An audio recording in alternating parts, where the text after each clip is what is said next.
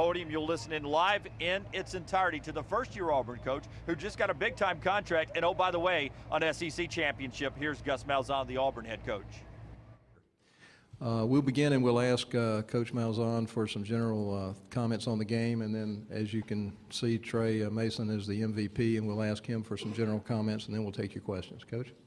Well, first of all, just very proud of our team finding a way to win against a very good Missouri team, and just like to congratulate them for getting here.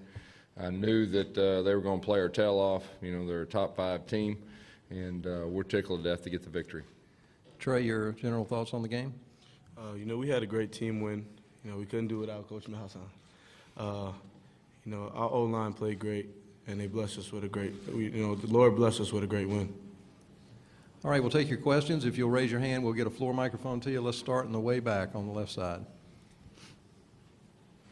Gus, could you just talk a minute about the incredible journey from the moment you took over at Auburn? You told a bunch of us you had to do a lot of Dr. Philling, okay? But just the journey from there to now in 1 year and how improbable it really is. Yeah, that first team meeting, we came a long way, Trey, didn't we? Sir. You know, it's just, it's been very unique. It's been one of the more unique experiences I've ever been a part of. Our staff deserves a lot of credit. They came in, they developed relationships with our players. We developed trust with each other. We had some growing pains, had some tough times. We strained the dog out of our players in the spring. In the fall camp, we were very physical, and this bunch came together. And they found a way to improve each practice and each game. And we're playing our best football right now. Okay, question on the left for either coach, or we are taking questions for Trey as well. Go ahead. Trey, I was going to ask you, it looked like there were sometimes when you could have driven a truck through the holes your offensive line was opening for. Are you surprised at how good you guys blocked and how big the holes were and how much success you guys had against a run defense that had really been pretty good all season? You know, I haven't been that much surprised in those guys. You know, they work their tail off every day. Those guys open up some of the biggest holes that I've ever seen, that I've ever ran through. But you know, it's just a blessing to have those guys in front of me. You know, the players around me, and having a coach like Coach Malzahn. Let's take a question on the right side. This is for both Trey and for Gus. Trey, I saw you strike the Heisman pose at least once tonight. Was that a message? And Gus, all this talk about Heisman and everything, they say that one game can lose a Heisman. Can one game win a Heisman? Well, I'll just say this. First of all, you're looking at one of the top running backs in college football, and he proved it again today. And, you know, so usually the best players on the best teams have a chance at it, and you're looking at one of those guys right here. Was it Trey, same question? It's just a personal goal of mine. You know, everyone has goals of their own. It was always a dream, you know, growing up, wanting to win the Heisman. I'm sure every kid that played football, you know, that's one of their dreams. But, you know, it's hard to describe, you know, the feelings that I'm, you know, having right now. Next question on the left side. Trey, what did you have left on the 46th carry? You know, this is my mindset of, you know, flipping the switch. And, you know, now it's time to move on to the next. You know, hopefully we get to play a national championship. I feel that we should, but, you know, now it's time to work on getting better. Not at all. I didn't even think about, you know, fatigue at that point in time. You know, just not quitting until the clock said 0. Question on the left side.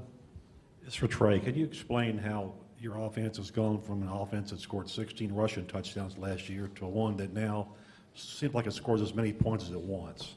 A lot of those guys, you know, they're back. They're playing with us now, and we used last season as motivation. Thinking about, you know, all the hard times that we went through last year, being one of the worst teams in college football to now being one of the best. You know, we use that as motivation every day, in every practice and every game. Question on the far right.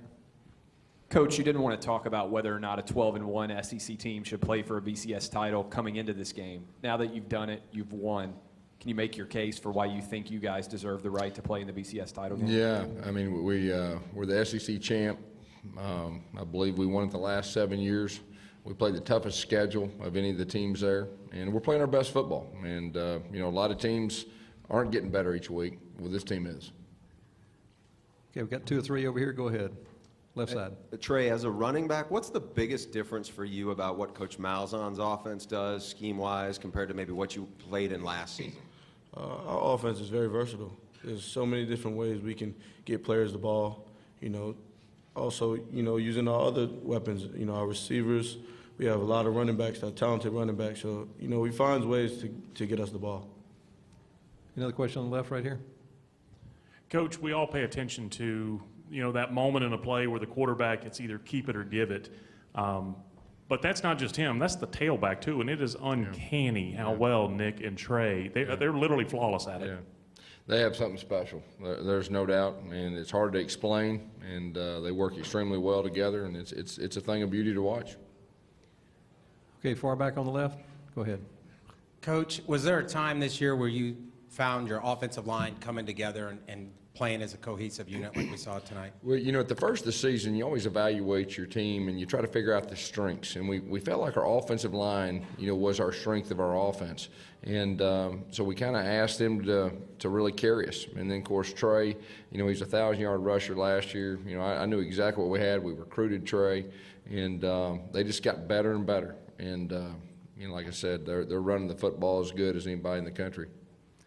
Okay, one more in the way back, and then we'll come down to the front center.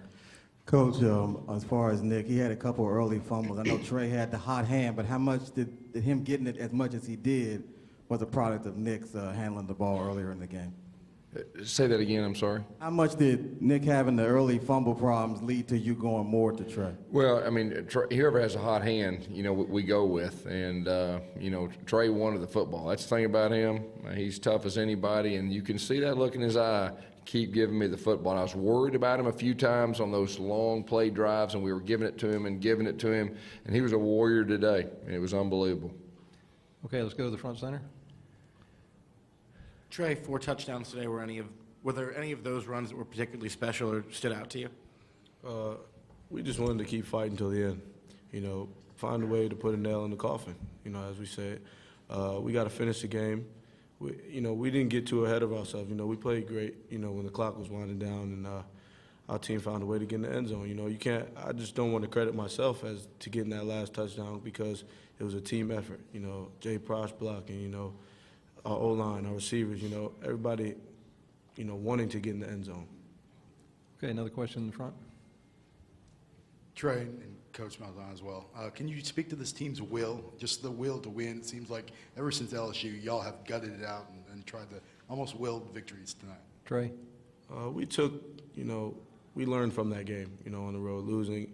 We learned from how to play in, bad weather and, finding ways to win when the clock is, winding down. And, we just learned every day and got better.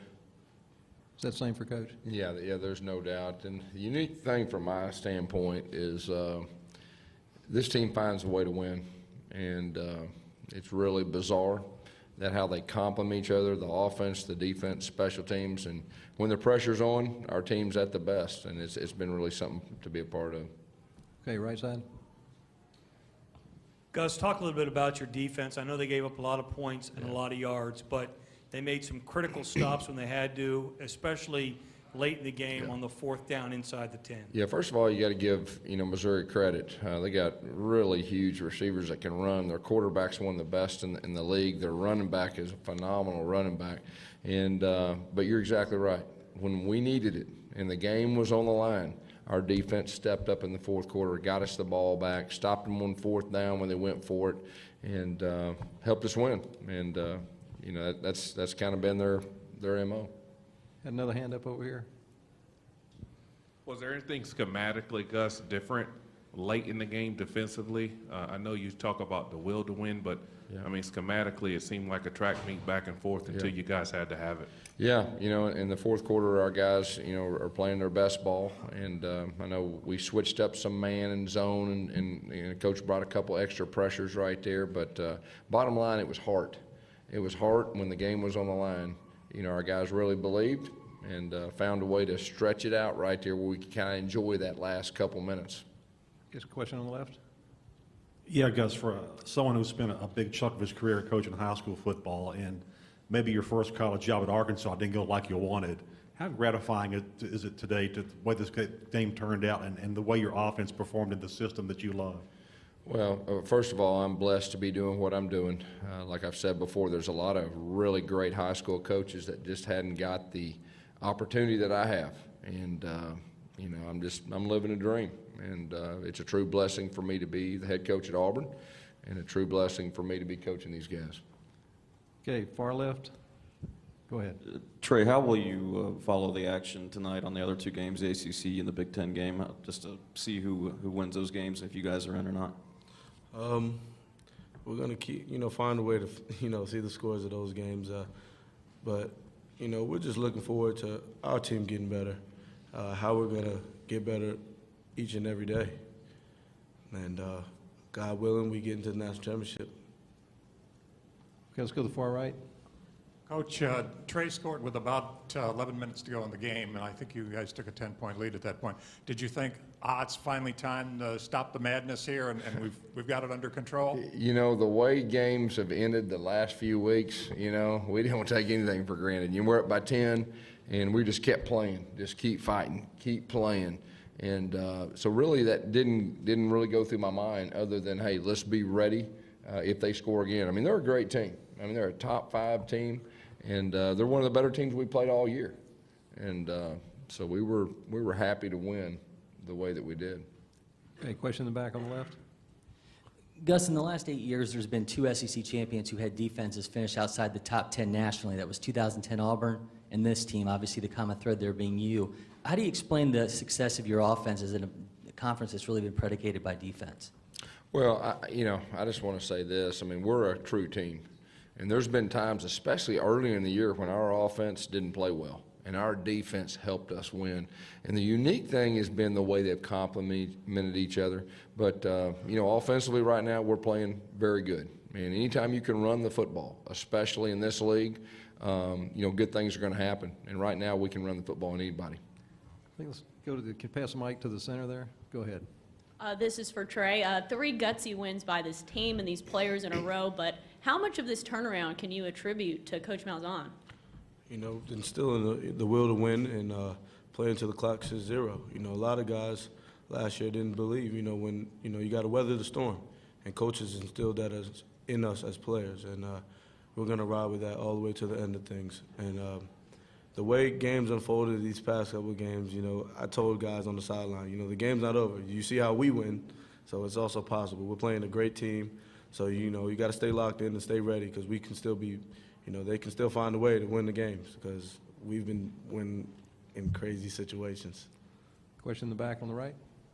Trey, I saw after your 4th touchdown there, Bo Jackson was giving you a hug on the sideline. After the game, he told me he's a bad man. What was he telling you in that hug? What were y'all saying to each other? He was just telling me how much he loved me and, how hard I ran, and he's just proud of me. Okay, question in the back on the left. Hey, Gus, how does 0 wins in the SEC to SEC champions happen in 1 year? Can you explain that? All I can explain is since I got there, how our team bought into what we asked them to do and have gotten better and better and better. And like I said, it's very hard to explain. After the season we'll look back and there's a lot of things to be proud of. And but our players have found a way to improve. And like I said, we're playing our best football right now. And I don't know if a lot of teams around the country can say that. Hands up, other questions? All right, let's come to the middle. Trey, that last rush takes you over 300 yards for the game, and it puts you in a position to take a couple of kneel downs to end this one. What was that? What was going through your mind just during that last play when you went down? Let's seal the deal. The game's not over, but we can find a way to make it be over. Put the nail in the coffin. That was all that was going through my head. And he did. Okay, back to the center aisle. This one's for Trey. Trey, your name is now above names like Cam Newton and Bo Jackson in terms of rushing touchdowns for a single season for Auburn. Has that sunk in yet? What do you think about that, having this kind of season and that transpiring right now for you? It's just a blessing. Words can't describe, how I feel. To be put in the same, conversation as those guys is a blessing from the Lord above. Okay. What do you think about that? Him Do that on microphone, okay, so we can pick you up on the audio box. And Gus, I saw you react to that question as well. What do you think about Trey Mason surpassing Cam Newton and Bo Jackson on that list in terms of all-time Auburn rushing touchdown record? Yeah, I'd say he's one of the better players to, ever wear an Auburn helmet. Thanks, Coach. We've got time for one more. Anyone got one final question for either? All right, let's take it right here in the front. Trey, can you just speak to what you told the team, kind of the whole mentality going into this one, how you wanted the ball and it was going to be your game? Before the game, I told everyone, it's time for us to take over. Last year we've been blown out. You got to think about those things. Stay motivated, stay humble, stay hungry through the whole game, and have the will to win. Have the want to win. And I told guys, I'm not leaving Atlanta without a ring. I told them I'm not leaving without being a champion. So, that sunk into those guys. They took it to heart and performed well tonight. Thank you very much.